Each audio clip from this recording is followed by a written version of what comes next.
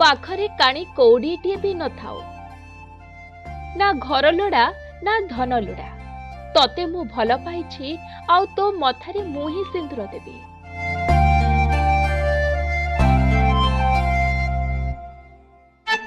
घर पछे पड़ी जाऊ हेले आम संपर्क रे टिके भी दाग न लागू केवल तते गोटे साड़ी ही पिंधे मु मो घर को पाटराणी करी आनिबे।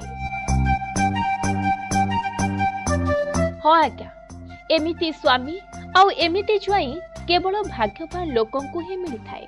आमे कहूछु चांदबाली ब्लॉक उतुकुड़ा ग्रामर रवींद्र को झियो को कथा। बाहाघर पाई लग्न जीवार थिला किंतु विधाता सबु सारी देला। राति पाहिबा आगरु घर पोड़ी रे सबु लग्न आसबाबपत्र पोड़ी पाउस होई गला।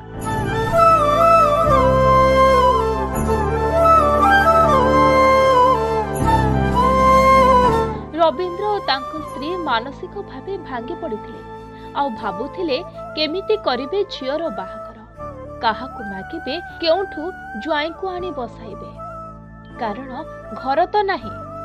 ज्वाई जानिले कोन मो झियो को बाहाएबो एमिति अनेक प्रश्न मन को आसुथिला किंतु सबु प्रश्न को पछरे पकाई ज्वाई आसिले रवींद्र को घर को आउ कहिले निजे साड़ी पिंधाई रवींद्र को झियो हीरामणि को बाह होई नेचिबा।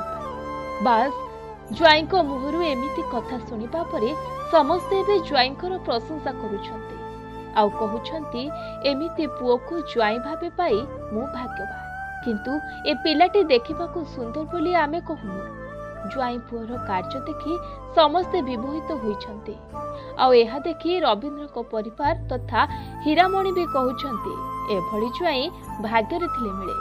भद्रकରୁ सुब्दे मलिक रिपोर्ट प्रतिदिन टीवी।